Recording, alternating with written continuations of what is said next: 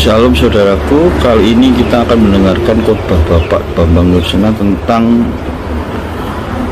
Sulaiman, Nabi Sulaiman, hikmatnya Sulaiman, atau yang kita kenal dengan Salomo. Semoga memberkati, Tuhan Yesus memberkati saudara sekalian. Selamat menyaksikan. Shalom, silakan duduk kembali. Bapak, Ibu, saudara-saudara, kita akan membaca dari Alkitab kita, yaitu Kitab Raja-Raja pasal 10. Kitab Raja-Raja pasal 10. Kita akan membaca ayat yang 1 sampai dengan ayat 13. Kita akan membaca pula dengan cara berbalasan, supaya kita semua mengambil bagian dalam pembacaan firman Tuhan ini. 1 Raja-Raja 10 ayat 1 sampai dengan ayat 13. Kunjungan Ratu Negeri Seba. Ketika Ratu Negeri Seba mendengar kabar tentang Salomo berhubung dengan nama Tuhan, maka datanglah ia hendak mengujinya dengan teka-teki. Ayat 2. Dan Salomo menjawab segala pertanyaan ratu ini. Bagi raja tidak ada yang tersembunyi, yang tidak dapat dijawabnya untuk ratu itu.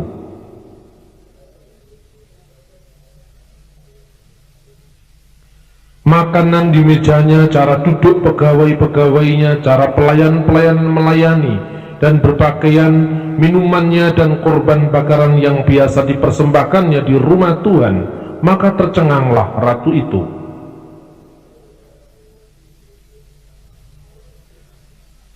Tetapi aku tidak percaya perkataan-perkataan itu sampai aku datang dan melihatnya dengan mataku sendiri.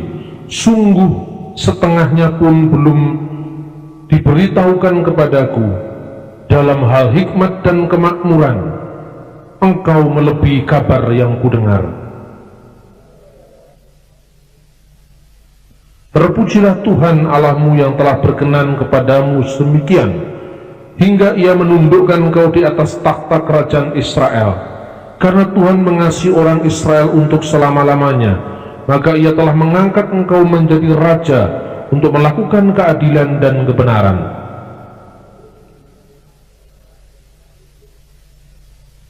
Lagi pula kapal-kapal Hiram yang mengangkut emas dari Ofir, membawanya dari Ofir sangat banyak kayu cendana dan batu permata yang mahal-mahal.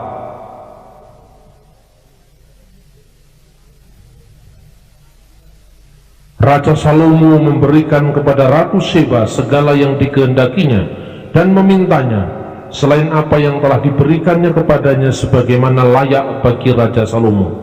Lalu ratu itu berangkat pulang ke negerinya bersama-sama dengan pegawainya. Saudara-saudara yang terkasih dalam Tuhan, Ratu Seba ini sangat terkenal. Dan hari ini kita berbicara tentang tokoh yang juga sangat terkenal, yaitu Salomo. Salomo itu dalam bahasa Arab menjadi Sulaiman, dan kemudian secara populer disebut Nabi Sulaiman. Padahal sebenarnya dalam tradisi, dalam pustakaan Yahudi, dalam kitab-kitab yang paling kuno, Sulaiman itu bukan seorang nabi. Dia adalah seorang raja. Tetapi karena hikmatnya yang begitu tinggi, maka seringkali dia dijuluki nabi. Tapi dia bukan nabi sebetulnya, tidak ada ketentuan dalam kitab suci tentang hal itu. Nah, kadang-kadang kisah-kisah dalam Alkitab itu kalau sudah sampai di tradisi Arab, semua dinabikan. Iskandar Zulkarnain nabi. Kalau Anda pergi ke Betania, Betania itu di Israel, di sana ada dua gereja, satu gereja Ortodoks Yunani, satu gereja Katolik. Di Betania itu tempat di mana Lazarus pernah dibangkitkan oleh Yesus Kristus dari kematian. Nah, karena di sini sudah ada gereja Ortodoks Yunani, di sini sudah ada gereja Katolik. Kemudian pada zaman pasukan Salahuddin memasuki Yerusalem, umat Islam sempat menguasai tempat itu.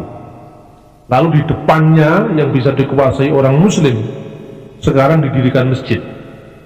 Dan Anda bisa saksikan sampai hari ini dalam tulisan Arab di situ ditulis Masjid Nabi Azhar, Masjid Nabi Lazarus. Yang ngangkat Lazarus jadi nabi itu siapa? Di Quran pun juga tidak ada nabi yang namanya Lazarus. Di Injil pun tidak ada nabi yang namanya Lazarus, tapi disebut Nabi Lazarus. Kalau Anda pergi ke Alexandria, di sana ada masjid besar namanya Masjid Nabi Daniel. Padahal di Indonesia Daniel itu mesti Kristen atau Yahudi kalau di Timur Tengah, tapi Daniel pun nabi, semua dianggap nabi. Di Jakarta ada Masjid Lause, karena Lause itu pendiri dari ajaran Tao Te Ching, itu juga disebut nabi. Buya Hamka almarhum dalam tafsir Al-Azhar mengatakan bahwa seorang nabi, seorang rasul itu selalu dikirim kepada setiap kaum. Lalu dicari, kalau setiap kaum berarti kan Cina harus ada nabinya. Siapa nabinya? Lause. Kalau gitu di India siapa nabinya? Terus pakai ilmu yang namanya otak-atik matuk. Di sana dalam Quran ada nabi yang namanya Zulkifli. Di situ tidak ada keterangannya Zulkifli itu anak siapa, bapaknya namanya siapa, hidup zaman apa, tidak pernah ada keterangan dalam Al-Quran. Dalam Al-Quran dikatakan ingatlah kisah tentang Zulkifli, Ilyas dan nabi-nabi yang lain. Kemudian sama Buya Hamka di otak-atik, Jul itu Buddha, Kifli itu Kafilawastu. Jadi itu Siddhartha Gautama sang Buddha dari Kafilawastu. Jadi nabi pun diakui Buddha sebagai nabi. Nah, kemudian beberapa teolog Islam kemudian mengatakan, sekarang kalau Islam mengakui nabi-nabi sebelumnya, Musa diakui, Yesus diakui, Siddhartha diakui, kenapa kok orang Kristen tidak mau mengakui Muhammad? Ini kan tidak toleransi, tidak toleran. Terus saya jawab, karena Nabi Muhammad itu adanya 700 tahun sekitar kurang lebih setelah Yesus. Karena itu tidak ada catatannya di sini, jadi sulit untuk memaksa orang Kristen menerimanya, kan begitu kan? Tapi kan Islam bisa menerima Yesus, bisa menerima Musa, bisa menerima Lause, bisa menerima Siddhartha Gautama. Iya bisa. Terus saya balik, kalau menerima Nabi setelah Muhammad bisa nggak? Wah itu palsu lah, palsu jari ini sampean. Bagi mereka nggak palsu kan gitu kan? Penyakitnya kaum agama itu adalah memaksakan paradigmanya kepada agama lain. Inilah akar dari kesalahpahaman agama-agama. Kemudian paradigma kita yang kita paksakan itu kalau tidak cocok kita nuduh yang lain palsu. Kan begitu intinya. Nah sekarang ini era keterbukaan, tidak bisa seperti itu lagi. Saya ingin menggambarkan nabi-nabi itu adalah sosok historis yang nyata, bukan dongeng. Karena itu saya terilhami untuk mengangkat Salomo ini apa? Ketika kemarin saya kurang lebih 1 bulan tinggal di Timur Tengah, karena untuk menyelesaikan riset saya mulai akhir bulan April sampai awal bulan Juni saya tinggal di Timur Tengah, saya melihat banyaknya buku-buku yang beredar tentang sejarah kenabian yang membuat saya terusik. Lah ini orang Kristen, orang Yahudi, orang Muslim tinggal di tempat yang sama, kok tidak mau saling membaca? Ini kan persoalan. Jadi bagi orang Timur Tengah itu salah satu pola toleransi itu koeksisten. Kita saling ada, tidak saling mengganggu. Ya milikku ya seperti ini, milikmu ya seperti itu. Lakum dinukum waliyadin. Bagiku agamaku, bagimu agamamu, selesai. Itu baik, tapi tidak yang terbaik. Karena kalau kita bertemu dengan orang lain, pasti kita mendengar pemikiran orang lain. Kita harus mendengar seperti orang lain juga mau mendengar saya juga ingin mendengar orang lain. Baru itu namanya top markotop, itu namanya hebat. Karena apa? Kita mengerti kebenaran bukan karena apa yang kita pahami dari agama kita, tapi juga mengerti orang lain. Nah ini saudara-saudara, karena itu kenapa saya cenderung seperti ini. Ketika toleransi itu ada koeksisten. Kita saling ada, aku di sini, engkau di situ, sama saja, itu koeksisten. Kita saling ada tanpa saling mengganggu. Itu mutunya kira-kira sama dengan tingkatan sesama bis kota dilarang saling mendahului. Tunggal guru, ojo saling ganggu, gitu kira-kira seperti itu. Tetapi dalam konteks sekarang adalah pro-eksisten. Artinya pro-eksisten, kita saling ada dan kita saling mengerti. Kita saling ada dan kita saling memahami. Kita saling ada dan kita saling berbagi. Nah, ini yang sulit dilaksanakan. Karena setiap agama itu punya ego masing-masing. Padahal kalau ini nggak dilaksanakan, bencananya lebih besar. Kalau situasi aman, lakum dinukum baliyadin itu cocok. Situasi aman. Tapi kalau situasi tidak aman, contohnya Ambon. Ambon tuh ratusan tahun pela gandong, itu bisa membersatukan orang Ambon. Kristen Ambon Islam, yang Islam dirikan masjid, yang Kristen bekerja untuk dirikan masjid, yang Islam, yang Kristen dirikan gereja, yang Islam bekerja untuk membantu pendirian gereja. Itu ratusan tahun. Tapi hanya diprovokasi pelan-pelan hanya karena ada orang Kristen mukul orang Islam, atau sebaliknya orang Islam mukul orang Kristen di pasar, terus jadi bakar-bakaran bertahun-tahun. Karena apa? Orang Ambon itu baku hantam itu biasa. Bukan orang Ambon kalau ngomongnya tidak keras, kan? Bukan orang Ambon kalau tidak baku hantam. Kenapa? Sejak dulu-dulu orang Ambon bertengkar tidak pernah ada bakar-bakaran. Kok sekarang ada? Karena apa? Provokasi itu muncul karena kita hanya tingkat koeksisten. Tingkat koeksisten itu apa? Ya saya begini, kamu begitu. Tidak lebih daripada itu. Padahal kalau saling memahami informasi orang lain yang keliru, dapat kita sangkal dengan pengetahuan kita. Oh bukan, Islam bukan begitu. Oh bukan, Kristen bukan begitu. Ini kunci perdamaian. Nah, saudara-saudara yang terkasih dalam Tuhan, di Timur Tengah hampir sama dengan di Ambon. Maka saya itu mengagumi Indonesia, tanah air saya. Saya mengagumi founding father Bung Karno, Bung Hatta, Pak Yamin. Bayangkan, di Eropa orang sadar agama tidak menjadi faktor pemersatu berdirinya sebuah bangsa. Itu baru tahun 1882 ketika seorang datuknya pergerakan nasionalisme, pemikir besar nasionalis yang bernama Ernest Renan berbicara di depan Universitas Sorbonne. Itu pun setelah dia belajar perpecahan Belgia dan Belanda, baru dia sadar. 1882, lebih tua Pangeran Diponegoro. 500 tahun kurang lebih sebelum peristiwa Ernest Renan yang mengilhami para founding father kita, emputan tular sudah bicara tentang Bhinneka Tunggal Ika. 1380. Luar biasa Indonesia ini. Maka dulu Indonesia dikagumi, Indonesia itu dipuja-puja oleh forum dunia, Indonesia itu mengilhami tokoh-tokoh besar dunia. Tetapi apa yang tinggal sekarang?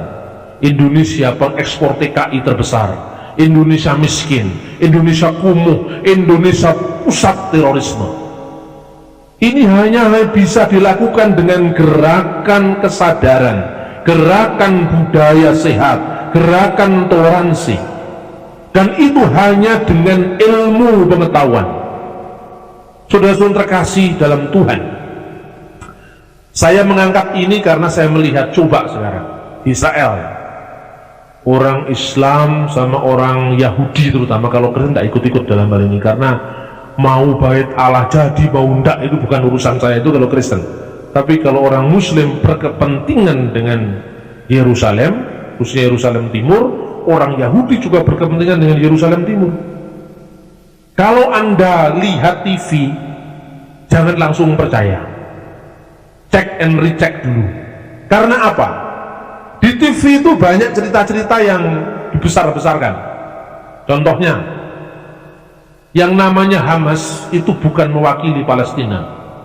Hamas itu faksi garis keras Palestina dan tidak mewakili Palestina.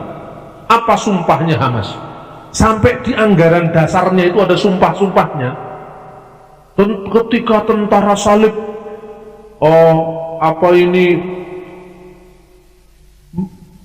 menghina Nabi Muhammad, dikatakan ketika menaklukkan Yerusalem, Muhammad banyak istri.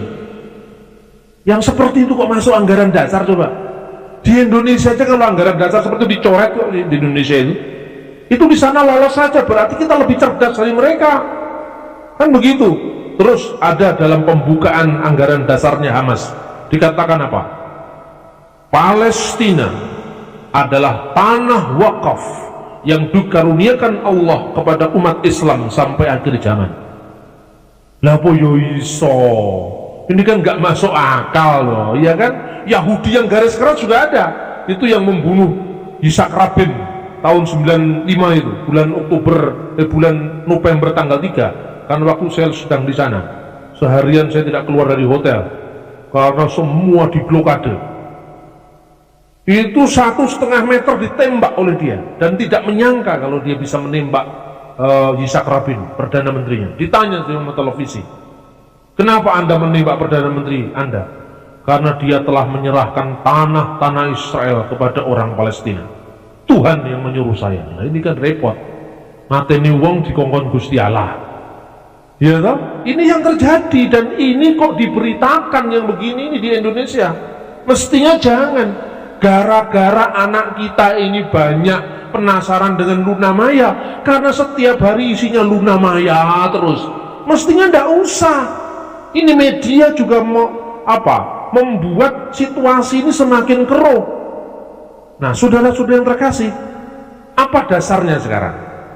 Orang Yahudi percaya bahwa itu memang haknya, karena apa? Bait Allah Salomo yang tadi kita baca, itu di situ. Betapa pentingnya bait Allah Salomo itu bagi orang Yahudi. Ini lepas daripada soal Yesus sudah datang, itu kan soal iman Kristen, ya kan? Kita mencoba memahami perasaan orang Yahudi sekalipun mereka tidak percaya dengan Yesus, bahwa bait Allah itu begitu sentralnya bagi orang Yahudi. Sampai dulu sebelum berdirinya negara Israel, setiap doa orang Yahudi berkata, tahun depan kita bertemu di Yerusalem, tahun depan kita bertemu di Yerusalem. Sekalipun dia tinggal di Sydney, tinggal di Belanda, tinggal di Amerika, tahun depan kita ke Yerusalem. Kerinduan itu terobati ketika berdirinya negara Israel. Dan tempat itu memang tempat yang paling suci bagi orang Yahudi, karena sejarah bergulir terus. Tahun 695 Khalifah Abdul Malik mendirikan yang namanya Masjid Umar, yang dikenal dalam bahasa Arab Masjid Qubatus Sakrah, Masjid Kubah batu, Masjid Kubah karang, Dome of the Rock. Kenapa didirikan masjid di situ oleh Khalifah Abdul Malik bin Marwan? Pada suatu saat ketika Umar bin Khattab menaklukkan Yerusalem, kuncinya diserahkan oleh patriark Ortodok Yunani yang bernama Sophronius. Diserahkan, kemudian patriark dengan menyilakan Umar, ini waktunya kamu sholat asar, sholatlah di gereja saya. Pasukannya nunggu itu di dekat yang sekarang didirikan masjid Dome of the Rock itu. Tidak, patriark, kalau saya sembahyang di gerejamu, itu anak buah saya yang buta huruf itu nyangka bahwa gereja ini sudah menjadi hak miliknya umat Islam, karena khalifah mereka, pemimpin mereka, Amirul Mukminin mereka pernah sholat di gerejamu. Lalu bagaimana? Saya ingin sholat di tempat di mana dulu Nabi Daud mendirikan tempat ibadahnya, masjidnya, padahal zaman itu belum ada kata masjid. Kemudian datang di tempat inilah ditunjukkan yang namanya Kubah Karang, tempat di mana Ibrahim pernah nyaris mengorbankan putranya Ishak. Di situ, itu faktanya ada di situ. Kalau soal Ismail itu kan penafsiran kemudian. Di Al-Quran juga tidak ada yang mengatakan Ismail. Di Al-Quran cuma mengatakan anak yang penyantun, bigulamin halim. Lalu ditafsirkan Ismail, ada hadis Nabi yang menafsirkan Ismail, ada hadis Nabi yang mengatakan Ishak, jadi ada dua riwayat. Di Indonesia kalau Anda ingin tahu riwayat Islam yang mendukung Iskak, Anda bisa membaca buku terbitan Toha Putra Semarang, judulnya Keajaiban Jin. Itu ada bahwa yang nyaris dikorbankan Iskak bukan Ismail. Sehingga ini problem tafsir bagi orang Islam. Apapun artinya kemudian Umar sembahyang di situ. Pada saat Khalifah Abdul Malik bin Marwan datang ke situ, tempat di sini dulu Umar sembahyang, dirikanlah masjid. Berarti itu Umar memang toleransi kepada orang Kristen kan waktu itu.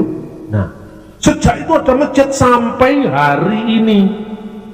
Anaknya Abdul Malik bin Marwan, yaitu Al-Walid bin Abdul Malik bin Marwan, tahun 715 barulah mendirikan yang namanya Masjidil Aqsa di Yerusalem. Jadi zaman Nabi Muhammad Masjidil Aqsa itu belum ada. Yang ada hanya halaman luas yang namanya Haram Asy-Syarif. Nah, karena tempat katanya Cak Nur loh, masjidnya nggak ada. Nabi Muhammad meninggal tahun 635. Nah, padahal masjidnya baru didirikan tahun 715. Bagaimana Cak Nur? Kalau Cak Nur mengatakan, setiap tempat di mana orang bersujud itu namanya masjid, gitu. Jawabannya, nah itu soal urusannya saudara-saudara Muslim. Saya hanya cerita kompleksitas Israel seperti apa. Kemudian setelah di situ sekarang kan ada dua masjid, Masjid Umar dengan Masjid Aqsa di situ. Di bawahnya itu tempat yang namanya Ruang Maha Kudus. Sejak tahun 1997 orang Israel menggali itu yang dikenal dengan terowongan Bait Allah sampai hari ini. Nah, berita yang datang di Indonesia, Israel menggali terowongan Bait Allah karena untuk menggoyahkan pondasi masjid. Apa ya seperti itu? Ini kan bahasa kecurigaan. Tidak akan ada itu ketemuan apa-apa. Tidak akan ada apa? Di situ ditemukan kalau selama di tembok ratapan, Anda hanya melihat itu sisa-sisa tembok zamannya Yesus, zamannya Herodes. Sekarang batu-batu zaman Sulaiman itu ketemu. Itu ada prasastinya bahasa Ibrani di situ. Kemudian ada ini batu-batu zaman Herodes, ini batu-batu zaman Salomo. Salah satu batu yang ditemukan itu batu utuh yang menjadi pilar tembok itu, yang menjadi tembok itu beratnya 70 berapa? 500 ton beratnya. Itu batu utuh, caranya mengangkat tuh ketemu sampai di sana jelas. Nah, jadi orang Israel mencari situsnya Bait Allah dengan arkeologi. Nah, sekarang bandingkan dengan apa itu pengkhotbah Muslim di Indonesia yang suka apa itu demo terus, itu nggak ngerti-ngerti demo. Ceritanya apa? Bandingkan. Pada suatu hari Nabi Sulaiman alaihissalam ketemu dengan iring-iringan semut. Nah, ketika semut itu akan terinjak, semutnya mengatakan, "Ya Rasulullah, mau semut karo ngomong karo wong." Coba bayangkan, semut masa ngomong dengan Nabi Sulaiman. Coba bayangkan, ini sejarah apa dongeng? Orang Yahudi menggali sejarahnya dengan arkeologi, dengan temuan, dengan kriteria-kriteria sejarah. Sementara yang kelompok-kelompok satunya ini, kelompoknya Basu FCS ini yang jenggotnya 12 itu, dia mengatakan semut ngomong dengan Nabi. Coba bayangkan, apakah ini bisa dijadikan fakta sejarah? Saya netral karena orang Kristen tidak ada kaitannya dengan konflik ini. Bahkan Vatikan, Paus Yohanes Paulus II mengatakan Yerusalem tidak boleh menjadi ibu kota Palestina. Yerusalem Timur juga tidak boleh menjadi ibu kota Israel. Ibu kota Israel tetap di Tel Aviv, Palestina ibu kotanya di Ramallah. Yerusalem Timur adalah kota internasional tiga agama. Ini lebih masuk akal. Dan hukum internasional yang mengatur bukan apa? Bukan keyakinan. So, kalau keyakinan ya repot. Contohnya sekarang, kenapa umat Islam begitu berkepentingan dengan tempat ini? Karena di sini ada Masjid Umar. Nah, Umar kan bukan Nabi. Ayo sekarang, tinggi mana pangkatnya Umar dengan Nabi Daud atau Sulaiman? Sulaiman atau Salomo itu nabinya orang Islam juga, tokohnya orang Kristen juga. rajanya orang Yahudi juga. Nah, tokoh yang sama, kenapa sekarang kok diributkan? Coba bisa dipahami enggak? Yang Islam mengeklaim itu tempat suci, karena tempat itu pertama Nabi pernah Isra Mi'raj dari sana. Sekalipun historisitasnya saya tanyakan, apakah itu benar-benar ada masjid di situ? Oh, masjidnya baru dibangun Al-Balid 715, Rasulullah meninggal tuh 632, masa setelah dia tidak ada tempatnya baru ada? Ini hal-hal sejarah yang sangat penting, sangat urgent. Nah, ini saudara-saudara. Sementara itu bagi orang Kristen percaya, sudah, robohkanlah bait Allah ini dan dalam waktu 3 hari aku akan membangunnya. Orang Yahudi mengatakan 46 tahun saya membangun bait Allah ini dan kamu mau merobohkan 3 hari? Tetapi Injil Yohanes memberi catatan, yang dimaksudkan bait Allah itu tubuhnya sendiri. Jadi bagi orang Kristen, mau dibangun bait Allah Yahudi, mau dibangun apa, tidak ada masalah. Karena bagi orang Kristen, bait Allah sejati, Shekinah Allah sejati, itu tubuh kemuliaan Kristus yang sekarang duduk di sebelah kanan Bapa di surga. Jadi orang Kristen tidak berkepentingan dengan situs-situs ini. Saya hanya mengatakan sejarahnya seperti ini. Saudara yang terkasih dalam Tuhan, karena itu bacaan ini penting. Sheba itu siapa? Ratu Sheba itu ratu negeri, sekarang itu kira-kira wilayahnya di wilayah Arab Selatan, Ethiopia. Ya, dia sangat mengagumi kabar-kabar tentang kebesaran Raja Salomo. Kemudian dia datang ke sana mau menguji hikmatnya Salomo. Alkitab mengatakan hikmatnya Salomo itu jauh lebih tinggi dari hikmatnya orang-orang Mesir. Lalu di sana digambarkan bahwa ketika dia sampai kepada Salomo, ternyata Salomo bisa menjawab semua pertanyaannya. Wah, luar biasa. Tapi kemudian kalau Anda lihat kira-kira hikmatnya Salomo itu seperti apa? Ini bacaannya ada juga di dalam kitab Raja-Raja. Raja-Raja pasal 3 ayat 16 dan seterusnya itu digambarkan bahwa pada suatu saat ada 2 orang sundal, perempuan sundal. Dia minta keadilan pada Salomo. Suatu saat dia yang satunya punya anak, satunya itu mati. Kemudian anaknya yang mati itu ditukarkan kepada perempuan sundal yang di tempat sisinya. Anaknya yang hidup itu diambil sama dia. Kemudian dia berebut, bukan anak saya yang mati, tapi anakmu yang mati. Bukan anaknya dia yang hidup, tapi anak saya yang hidup, anak dia yang mati. Lalu Salomo mengatakan, oke, kamu mengatakan begini, kamu mengatakan begitu. Sekarang ambil pedang. Nah, tolong bayi ini dipotong jadi 2 supaya adil. Kamu dapat, ini dapat. Ini keadilan distributif ala Aristoteles.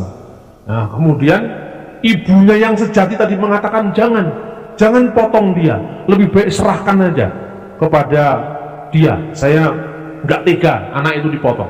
Satunya nggak mengatakan, yang bukan ibunya mengatakan potong saja, sama-sama karuan, tiji tibeh mati, tiji mati kabeh, ora oleh bagian, podo oleh bagian. Lalu Salomo mikir, nah berarti yang paling berat kalau anak ini mati itulah ibunya sendiri. Naluri perempuan, kalau gitu serahkan anak ini, dialah ibunya. Banyak hikmat-hikmat Salomo yang seperti itu. Nah, kemudian dia mengakui hikmat Salomo dari Ratu Sheba ini. Dia mengatakan, bahkan yang saya dengar itu hanya separuh dari apa yang saya lihat sekarang. Apa yang saya lihat sekarang lebih daripada apa yang saya dengar tentang Salomo itu. Lalu diberikan kepadanya 120 talenta emas. 120 talenta emas. Itu kira-kira nilainya sama dengan 41 sampai 42 ton emas talenta yang diberikan oleh Ratu Sheba itu. Dan sangat banyak rempah-rempah, batu permata yang mahal-mahal, tidak pernah datang lagi begitu banyak rempah-rempah seperti yang diberikan Ratu Seba kepada Salomo. Pertanyaan berikutnya, rempah-rempah itu asalnya dari mana coba? Waktu itu sudah ada jalur perdagangan, Laut Merah, pelabuhan Akabah sekarang ini Ezion Haber namanya, itu kemudian ke Arab Selatan, ya, kemudian dari Arab Selatan itu ke India, India ke Indonesia. Di dunia ini pusat rempah-rempah hanya Indonesia. India hanya punya tumbar dan bawang bombay, tetapi tidak punya merica dan pala. Itu terbesar dihasilkan dari pulau-pulau Indonesia Timur. Pertanyaannya, mungkinkah rempah-rempah yang didatangkan dari Indonesia? Lalu Ofir itu dari mana? Jadi suatu saat saya diundang berceramah di lingkungan Islam. Ketika mereka rame Israel Palestina, saya belokkan omongannya. Ofir itu adalah Indonesia. Wah, mereka kaget semua. Biasanya mendengar Sulaiman dongeng semut iso ngomong, sekarang saya lihat faktanya apa. Mereka nggak mencekal saya, malah seneng sama saya. Pak, jangan kapok-kapok, nanti saya undang lagi. Oh ya siap, gerak, saya bilang begitu. Karena apa ini penting? Saya bukan ngomong begini hanya karena nyenengkan orang Indonesia, tidak. Mari kita lihat faktanya. Satu, lagi pula kapal-kapal Hiram yang mengangkut emas dari Ofir, membawa dari Ofir sangat banyak kayu cendana dan batu permata yang mahal-mahal. Kayu cendana itu dari mana? Coba. Persediaan terbesar hanya ada di Asia Tenggara, khususnya Indonesia.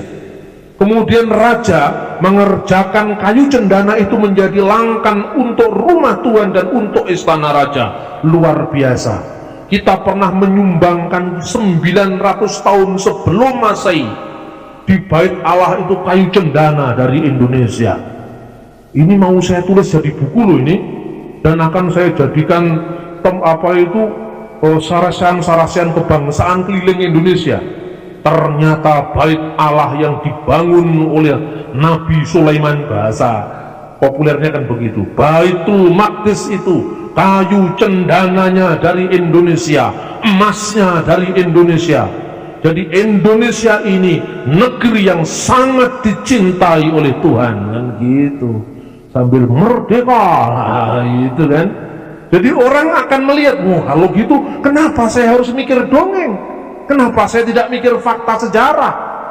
Ofir, menurut penerjemah Alkitab abad keempat Masehi, namanya Hieronymus atau Saint Jerome. Dia menulis dalam kitab yang namanya Vulgata.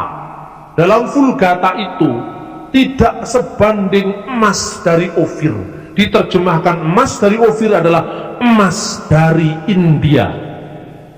Flavius Josephus, seorang ahli sejarah abad pertama, sejaman dengan Yesus, dia mengatakan Ofir adalah Ofara di India Utara.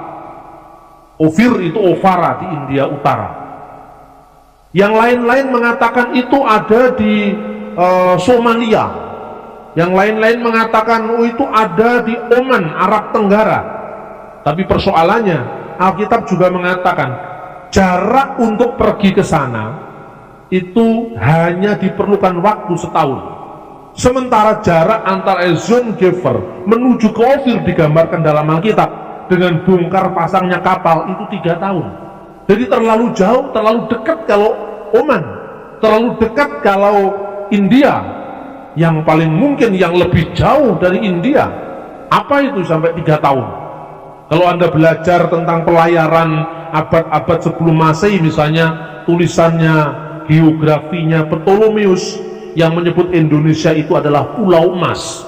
Itu seorang penulis dari Alexandria pada abad pertama Masehi juga, abad 150 Masehi, Ptolemeus. Nah, saudara-saudara yang terkasih dalam Tuhan, kayu cendana, dan juga dikatakan 2 jenis kera, itu ada di dalam kitab Tawarik. 2 jenis kera. Ya, kera itu juga memang banyak spesiesnya, di India ada, di mana-mana ada. Tetapi kera cendana emas terbesar, mana dia? Ini yang menjadi masalah. Selama ini orang mengatakan Ofir to Ovara, India Utara. Tetapi kita tanya pada sejarawan India, apakah negerimu adalah penghasil emas terbesar? Jawabannya ada di Srimad Walmiki Ramayana. Dalam Srimad Walmiki Ramayana dikatakan, ini ceritanya, kalau Ramayana versi India kan tidak sama dengan Anoman lumpat sampun, itu Ramayana sudah dijawakan.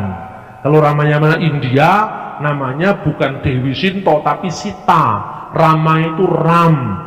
Ragupati Rajanara Jaram Patita Pawana Sitaram Sitaram Sitaram Jaya Sitaram.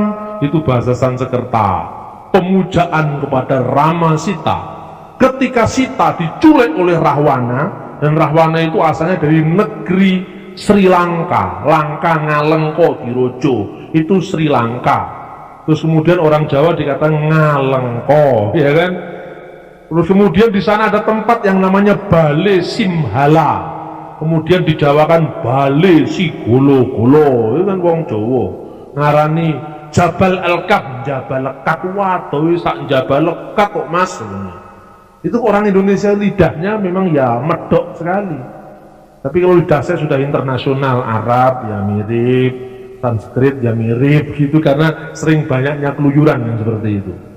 Nah saudara-saudara, ketika Anoman disuruh mencari oleh Rama, Anoman yenek tenan itu bukan masalah. Itu yang penting bahwa itu karya sastra abad kedua Masehi, tahun 150. Dikatakan Rama berkata demikian pada Anoman.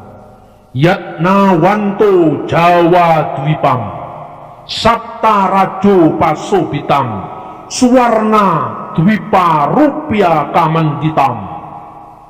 Jelajahilah negeri Jawa, negeri Nusantara yang dikelilingi oleh 7 pintu gerbang yang terbuat dari emas. Suwarna Dwipa, Pulau Sumatera, tambangnya emas. Loh, sejarawan India yang dirujuk oleh Josephus, yang dirujuk oleh ahli-ahli sejarah abad pertama, kedua, tiga, keempat Masehi, waktu itu belum tahu Indonesia. Waktu itu belum tahu bahwa ada negeri yang laksana apa itu cuwilan Firdaus di bumi. Waktu itu belum tahu tentang itu. Karena itu dia menafsirkan paling jauh ya India, kan begitu. Nah, orang India sendiri tidak merasa penghasil emas. Bahkan di akhir Sloka Ramayana itu dikatakan demikian.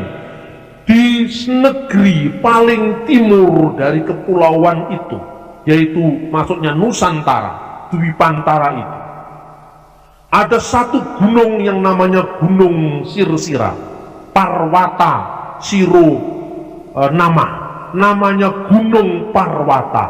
Puncaknya bersalju tinggi menyaput langit, dikunjungi oleh dewa dan danawa.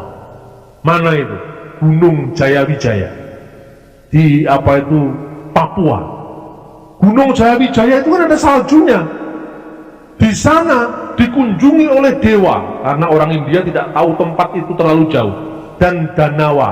Danawa itu yang menjadi bahasa Jawa Danowo, artinya buto. Jadi bagi orang India, ini kurang ajarnya orang India, orang hitam-hitam itu dianggap buto sama dia. Itulah yang disebut orang Papua, karena orang India menyebutnya buto, raksasa. Sama dengan Anoman, Sugriwa, Subali, itu sebetulnya bukan kera. Tapi orang Arya itu ras India yang menang, itu ketika menaklukkan ras Dravida yang tinggal. Orang Dravida itu primitif, dia tinggal di pohon-pohon, maka disebut Wanara, manusia pohon.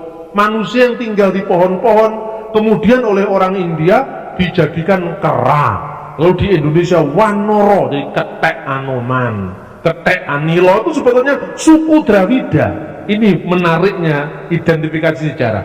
Jadi ketika Hieronymus penerjemah Alkitab dalam bahasa Latin menunjuk bahwa Ofir itu adalah India, orang India sendiri mengatakan Kami bukan penghasil emas terbesar. Kami harus mendatangkan emas dari negeri kepulauan jauh, dari timur yang jauh, yaitu negeri Dwi Pantara atau negeri Nusantara. Bahkan Nusantara dikenal sebagai bermain-main di tepian pantai. Ini syair Kalidasa. Saat itu angin sepoi bertiup, semerbak wangi bunga-bunga cengkeh, bunga-bunga lawanga. Itu syair India abad ketiga Masehi.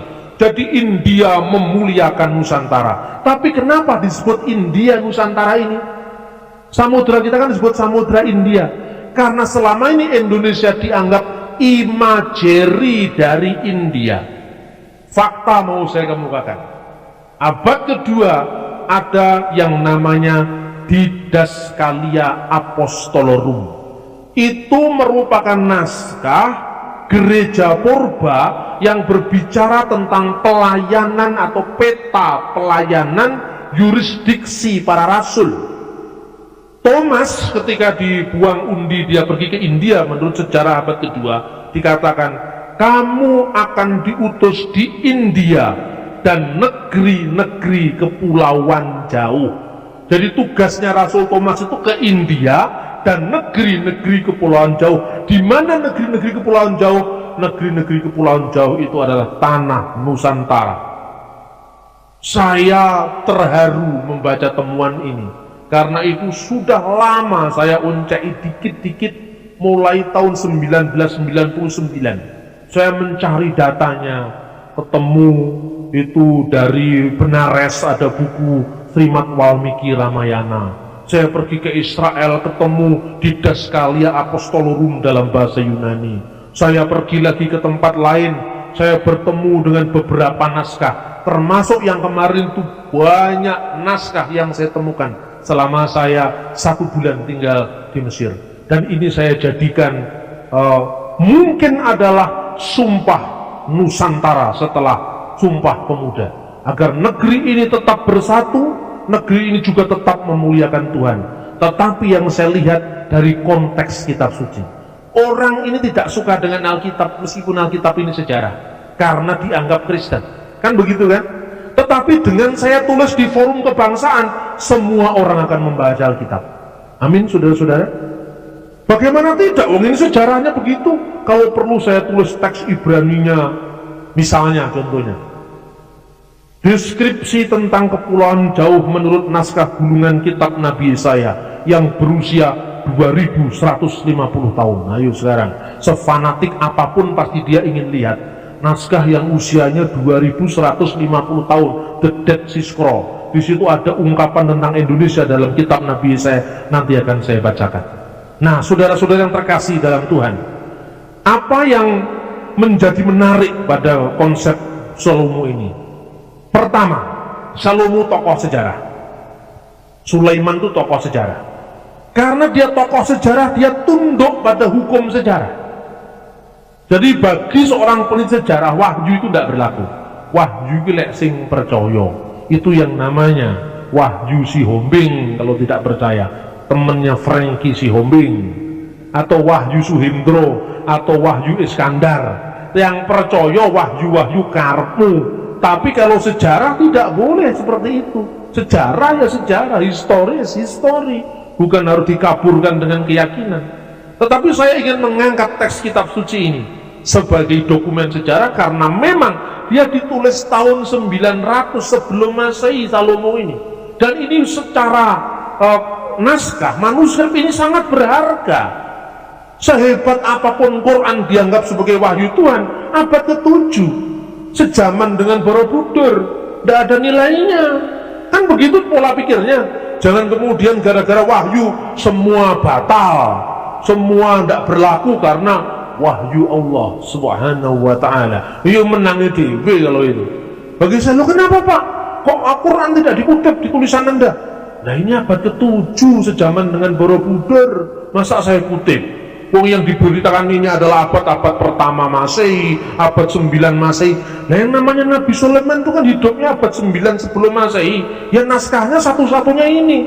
Sampai mau nggak seneng dengan Alkitab, kepeksa seneng loh, karena memang ini naskahnya.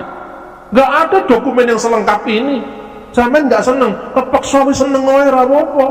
Karena nggak ada dokumen lain, mau apa sekarang? Bener apa enggak? Saya ingin wacana-wacana dikenal orang banyak. Jadi kitab suci itu menjadi pusat pembelajaran, menjadi pusat di mana orang akan mengacu kitab suci, sejarawan mengacu kitab suci, bukan hanya di gereja.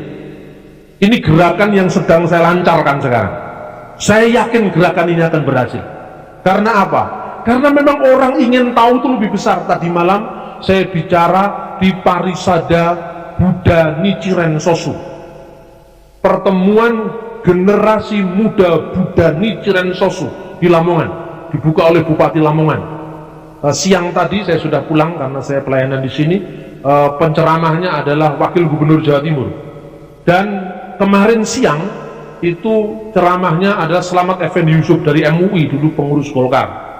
Nah, saya katakan di sana tentang fakta-fakta ini. Orang Buddha, orang Islam, ya kepeksa seneng memang faktanya hanya ini kok. Mau cerita Salomo, mosok abad ke-7 cerita Salomo. Kalau cerita tentang arkeologi Saudi Arabia pada abad ke-7, Quran bisa dijadikan sumber.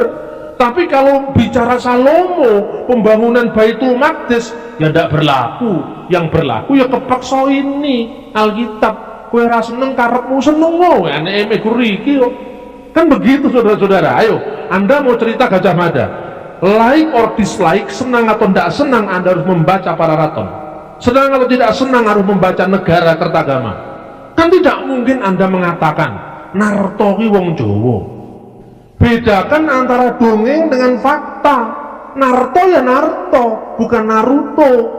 Meskipun lagi ngetren Naruto, ojo melu sing ngetren, melu sing bener. Semua orang pakai jilbab sekarang. Ojo melu sing ngetren, melu sing bener. Indonesia bukan tempat yang berdebu seperti Timur Tengah. Kenapa pakai jilbab? Menghalau debu. Di Indonesia ada debu kok. Rambut bagus-bagus dibuntel kayak lepet. Elek itu. Bener apa enggak? Loh, orang memakai sesuatu itu kan ada alasannya, ada logikanya. Jangan ikut-ikut latah dong.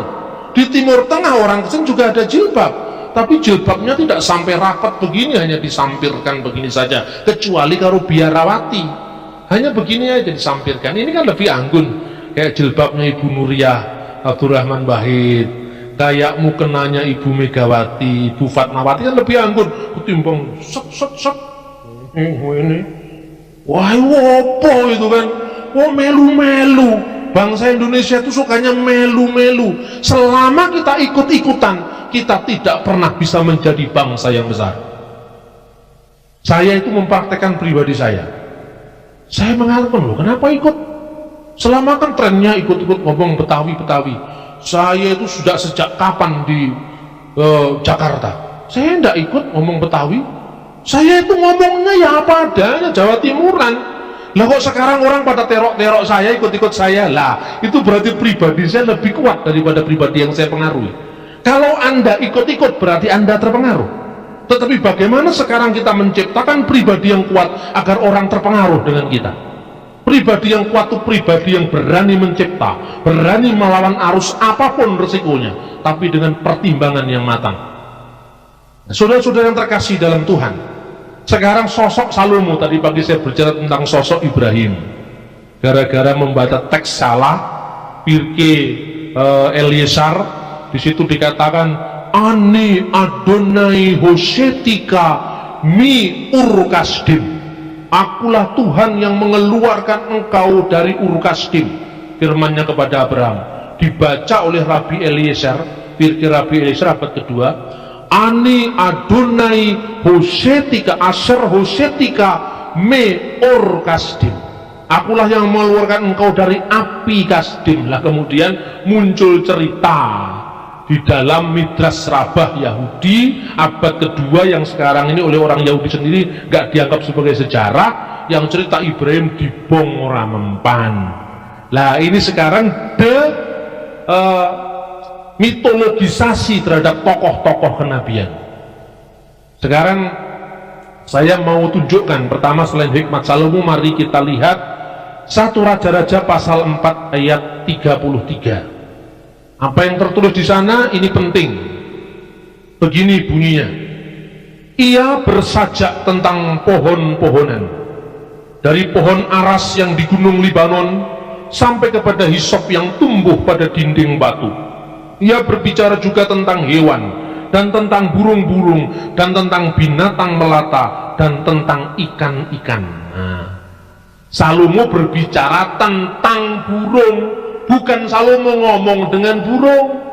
Coba teksnya, Salomo berbicara tentang pohon-pohonan, mulai pohon aras dari Lebanon sampai hisop yang tumbuh di dinding batu. Ia berbicara tentang burung-burung dan tentang binatang melata dan tentang ikan-ikan. Bukan Nabi Sulaiman ngomong dengan iwak, bukan Nabi Sulaiman ngomong dengan burung, bukan. Saya masih ingat dulu waktu saya masih kecil. Saya waktu masih kecil itu agak nakal tapi tidak jahat. Nah, ini ceritanya.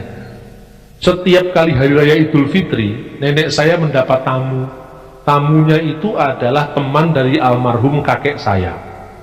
Dari setiap dia bertamu yang diceritakan Nabi aja yang diceritakan. Kadang-kadang saya ngintip di balik pintu. Dia cerita pakai bahasa Jawa. Inggih Bu, rumin menika nasik zamanipun Nabi Sulaiman. Menika Nabi Sulaiman menika mboten namung saged tata jalma kalih menungso. Lah wong Nabi Sulaiman menika saged ngendikan kalih satu kewan, ngendikan kalih manuk, ngendikan kalih lumut mawon saged. Terus saya baca tentang hewan dan tentang burung-burung, bahkan dengan dinding batu. Oh, rupanya ada salah teks, dan ternyata sumbernya saya cari. Nggak mudah loh, saya cari sumbernya. Saya belum berani ngomong kalau nggak ketemu sumbernya. Dan sekarang sumbernya sudah saya temukan. Itu di sebuah Targum 2 Ester. Itu kitab apokrifnya orang Yahudi. Jadi ada Targum yang punya nilai sejarah, Targum Yerusalmi, Targum Onkelos itu punya nilai Yonatan.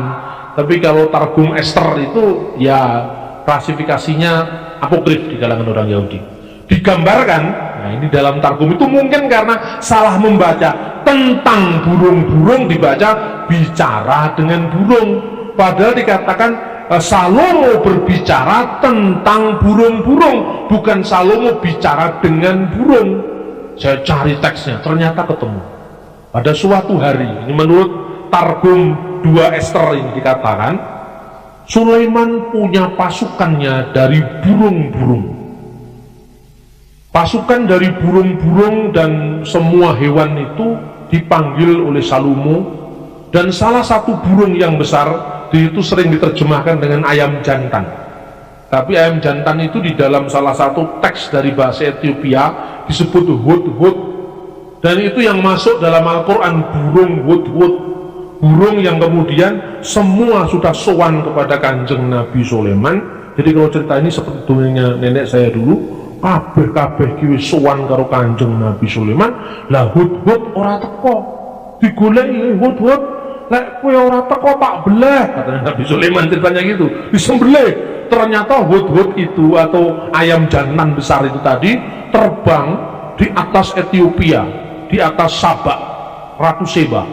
Dan cerita tentang Ratu Seba ini di Quran menjadi seorang ratu yang sangat-sangat terkenal sampai menjadi acuan. Baldatun thayyibatun warrabbun ghafur, negara yang makmur dalam perkenan atau ridho Tuhan, dalam makfirah Allah, dalam makfirah Tuhan.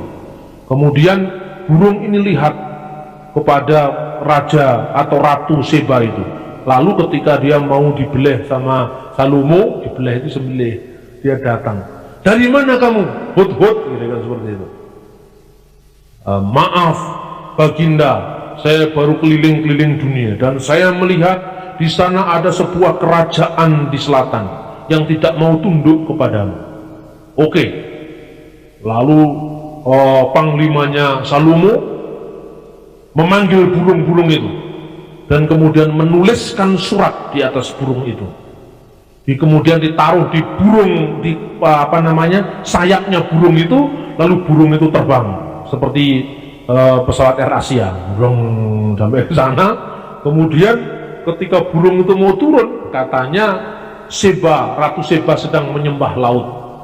Ini namanya juga dongeng, liting dongeng, intinya apa kan itu. Kemudian lihat, lihat, di situ ada burung yang mau menjatuhkan surat. Mungkin itu utusan dari negeri lain. Jatuhlah surat itu. Dan kemudian surat itu dari Salomo, Raja Israel. Wahai penguasa negeri Seba, apakah engkau tidak menanyakan tentang kesehatanku? Apabila engkau berlaku baik terhadapku, takluk kepada kerajaanku, kamu akan kuberikan kedudukan yang tinggi setinggi-tingginya. Tapi apabila engkau tidak mau tunduk, kamu akan saya kirim pasukan. Nah, kira seperti itu. Kemudian diterimalah surat itu, dia minta pertimbangan kepada pasukannya. Bagaimana pasukan? Datang aja ke sana sambil lihat kayak apa si Salomo itu. Dia datang dengan pasukan burung-burung itu tadi. Gak tahu burung gagak ada apa enggak waktu itu. Burung Garuda mungkin juga nggak ada itu. Datang sampai di sana, kemudian waktu dia masuk ke istana Salomo, menurut Targum 2 Ester ini, ternyata singgasananya Salomo terbuat dari kaca. Lantainya terbuat dari kaca. Lalu Salomo mikir, karena Ratu Seba mikir, lalu diangkatlah kainnya, dia jalan. Salomo tersenyum, hai Ratu, ini bukan air, tapi ini kaca. Semakin takjublah Ratu Seba kepada Salomo. Cerita ini tidak ada di Alkitab, ini dongeng. Dan cerita ini kemudian masuk ke dunia Islam. Cerita ini juga digambarkan persis dengan cerita Targum Ester itu. Tetapi kalau dalam versi Islam, pasukannya ditambahi jin. Nah, kalau di versi Yahudi nggak ada jinnya, ditambah jin, burung-burung, dan Hud-Hud tidak hadir. Persis sama intinya. Sampai ketika Sulaiman membunuh Hud-Hud, Hud-Hud datang melaporkan apa yang terjadi. Surat yang dikirimkan lewat sayap burung tadi persis juga surat Sulaiman, tapi versinya sudah ditambahi Bismillahirrahmanirrahim, dari Sulaiman Malik atau Raja Israel kepada Ratu Bilqis, dari Sabah, bunyinya seperti itu.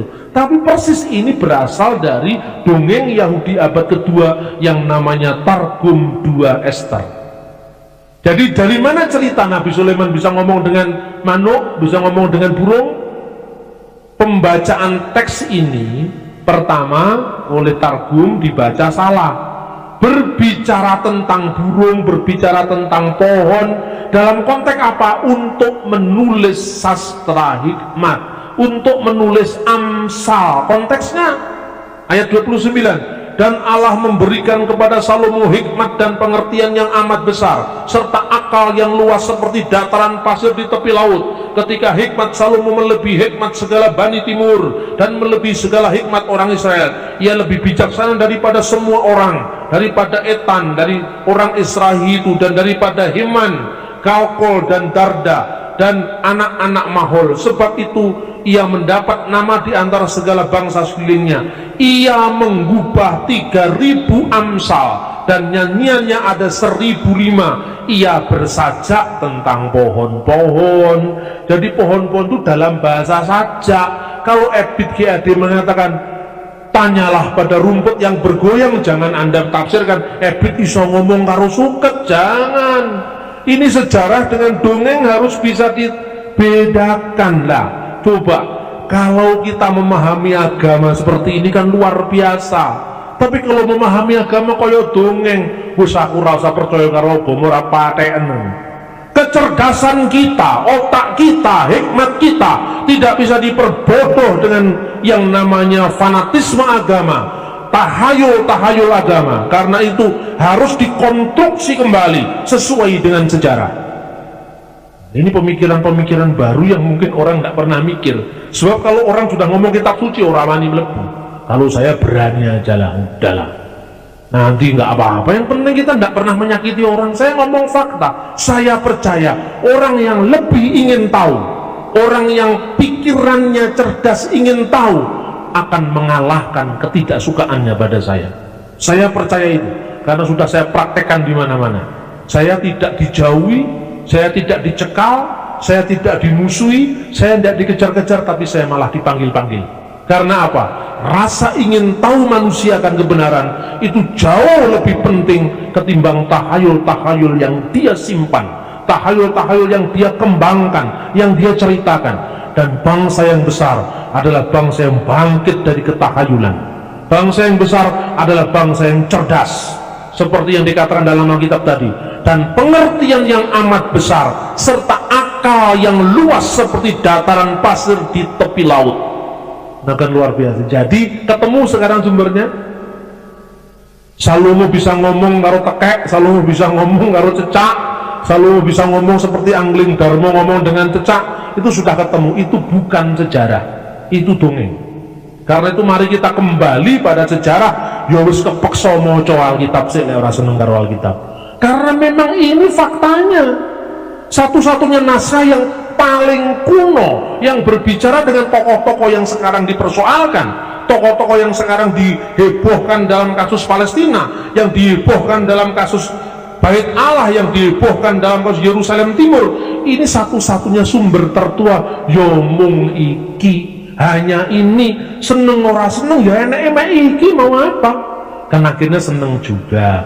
Sambil saya mengatakan begitu, saya katakan tugas saya sudah selesai, yang lain terserah pada Tuhan. Yang terakhir, saya ketika menulis buku religi dan religiositas Bung Karno, bukunya ada di belakang, Anda bisa beli.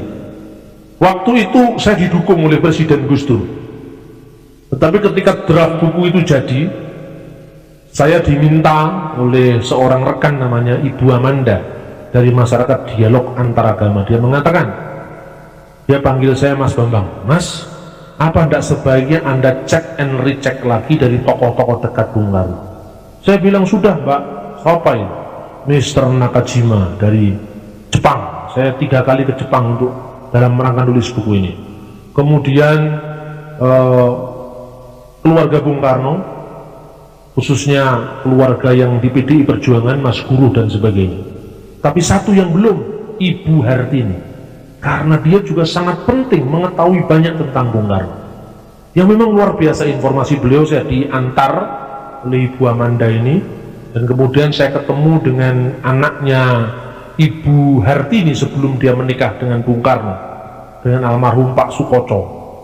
Kemudian namanya Ibu Ndari. Dia cerita, ibu biasanya tidak mau diganggu, tetapi saat Anda telepon berbicara tentang Bung Karno, dan yang dibicarakan bukan sisi politiknya, bukan nasakomnya, tapi yang diceritakan adalah religinya Bung Karno, beliau meneteskan air mata. Saya datang sowan beliau, saya dipegang seperti dia memegang anaknya.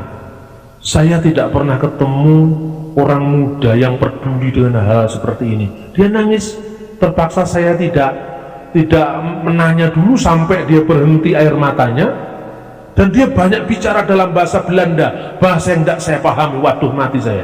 Saya hanya baru belajar bahasa Belanda 1 semester ketika masuk Fakultas Hukum. Waktu itu di Fakultas Hukum masih ada bahasa Belanda. Sekarang karena dosen-dosen bahasa Belanda sudah mati semua, tidak ada sekarang di Fakultas Hukum bahasa Belanda. Jadi saya hanya nangkap, untungnya seorang teman membawa tape recorder. Salah satu yang dikutip oleh Ibu Hartini yang dikatakan Bung Karno. Bung Karno selalu mengatakan pada saya, kita harus dekat pada alam. Saya kalau pagi tidak pernah pakai sepatu, karena supaya saya bersentuhan langsung dengan bumi. Kita ini asalnya dari tanah, kenapa kita tidak suka dengan tanah? Kenapa paling takut kotor, padahal kita asalnya dari yang kotor itu, kata Bung Karno. Terus Ibu Hartini, kamu sudah membaca The Spreken of Solomon, Spreken van Salomo, itu Amsal Salomo, Spreken van Salomo. Apa yang ditulis di sana? Bung Karno mengatakan, Khatut demir, pergi belajarlah. Ha itu go, Khatut demir, pergi belajarlah pada semut. Semut yang tidak pernah punya raja, tapi punya tempat untuk menyimpan makanan. Itu dari mana? Bung Karno hafal dari kitab Amsal. Hikmat Salomo itulah yang dipraktekkan oleh seorang Soekarno. Luar biasa kan? Orang selama ini hanya melihat Bung Karno itu Muslim, tetapi saya buktikan di situ Bung Karno lebih hafal Injil ketimbang Quran. Satu-satunya bahasa yang tidak dikuasai Bung Karno dari sekian banyak bahasa yang lain hanya bahasa Arab. Dia tidak menguasai bahasa Arab. Bung Karno lebih hafal Bhagavad Gita ketimbang Quran.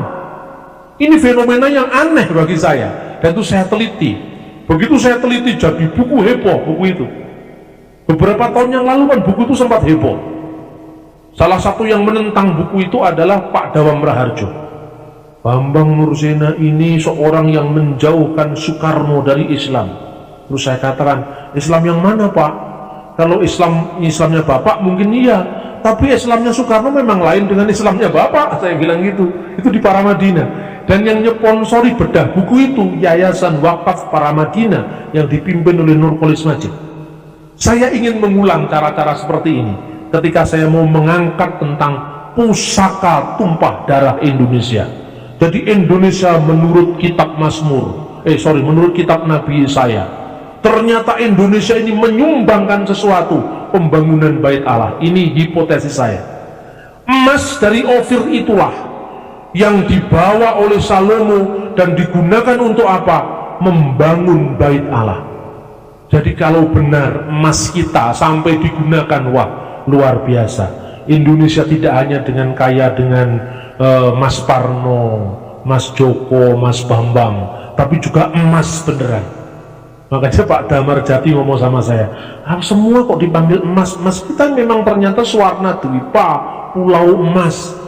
Nah, salah satu dulu zaman itu adalah Bukit Tinggi, dan juga Bukit Tinggi di Jambi, di Padang, dan di Papua. Sampai sekarang Anda kalau ke pantai-pantai di Papua, Anda mencaruk pasir itu ada emasnya di sana. Kekayaan alam yang seperti ini yang luar biasa, kita bisa miskin seperti ini. Nah, apa yang dikatakan kitab suci tentang negeri kita?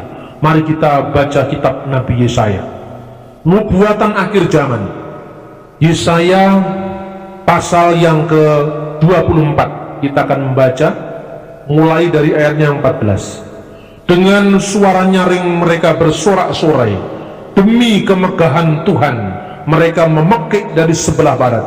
Sebab itu permuliakan Tuhan di negeri-negeri timur, nama Tuhan Allah Israel di tanah-tanah pesisir laut. Ia akan meniadakan maut, terlewati. Dari ujung-ujung bumi kami dengar nyanyian pujian, hormat bagi yang maha adil. Tetapi aku berkata, kurus merana aku, celakalah aku, sebab para penggarong menggarong. Ya, terus menerus mereka melakukan penggarongannya. Nah, apa mungkin ini bicara tentang Indonesia? Wallahu a'lam. Tetapi saya meyakini bahwa negeri timur ini ada kaitannya dengan Indonesia.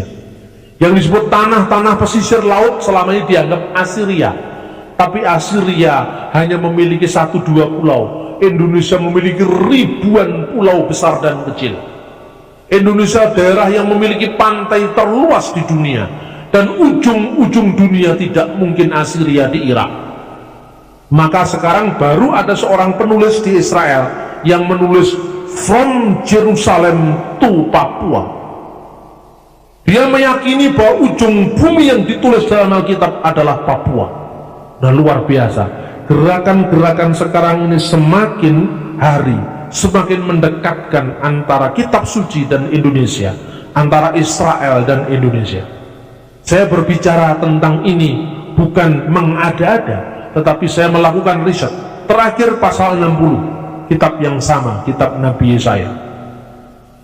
Selalu Indonesia dikaitkan dengan Arab, karena memang dari Israel ke negeri timur jauh itu harus lewat Ezion Gaffer, dan itu tempatnya memang di Laut Merah sekarang. Kita akan membaca dari teks Yesaya pasal 60, itu yang berbicara tentang nubuatan kemuliaan Sion yang akan datang. Pertama kita akan membaca pada ayat 6. Sejumlah besar unta akan menutupi daerahmu, unta-unta muda dari Midian dan Eva. Mereka semua datang dari Sheba, kaitannya dengan Ratu Seba tadi, dan membawa emas dan kemenyan, serta memberitakan perbuatan masyhur Tuhan. Segala kambing domba kedar dan berhimpun kepadamu, domba-domba jantan Nebaioth tersedia untuk ibadahmu, semuanya akan dipersembahkan di atas mezbahku sebagai korban yang berkenan kepadaku, dan aku akan menyelamatkan rumah keagunganku. Ayat 8. Siapakah mereka ini yang melayang seperti awan dan seperti burung merpati ke pintu kandangnya? Sungguh akulah yang dinanti-nantikan pulau-pulau yang jauh. Kapal-kapal Tarsis berlayar di depan untuk membawa anak-anakmu laki-laki dari jauh. Perak dan emasnya dibawa serta untuk nama Tuhan Allahmu, dan oleh karena yang Maha Kudus Allah Israel, sebab Ia mengagungkan engkau. Orang-orang asing itu membangun tembok Yerusalem, membawa emasnya dari pulau-pulau yang jauh. Dari deskripsi sejarah pulau-pulau yang jauh menurut dokumen abad kedua, Ptolemeus dari Alexandria, kemudian Plato, seorang filosof yang terkenal, dalam bukunya Critias berbicara tentang Atlantik yang hilang, yang deskripsinya mirip dengan Khatulistiwa. Semua itu membayangkan bahwa negeri ini pernah agung di masa lampau, dan Alkitab yang membaca pada akhirnya, pada eskatologi, pada akhir zaman, Indonesia dilibatkan dalam sejarah keselamatan. Ini bukan kebetulan. Maka sekarang pergerakan Injil telah meninggalkan Eropa dan memasuki Asia. Ini bukan kebetulan bahwa di Eropa Injil tidak lagi menjadi sesuatu yang mengilhami, memberikan spirit kepada orang Eropa. Sekarang pusatnya di Asia. Ini yang kemarin saya sampaikan dalam sebuah seminar di Thailand, di Evangelistic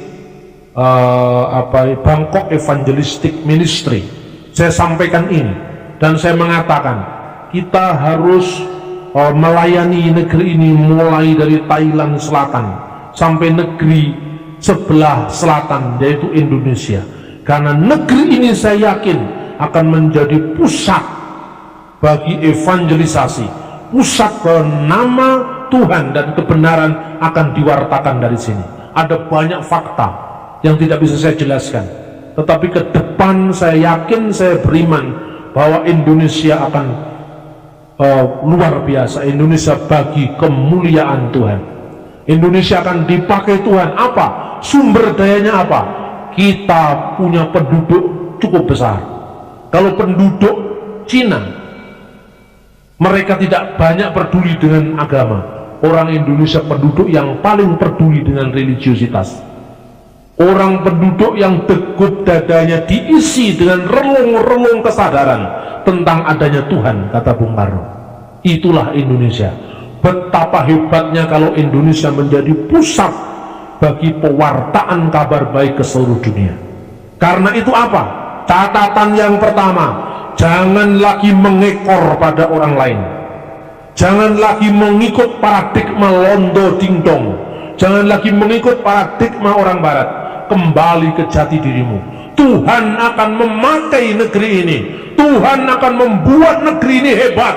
Tuhan akan memulihkan negeri ini, dan Tuhan akan membuat negeri ini menjadi pusat yang mewartakan kemuliaan nama Tuhan.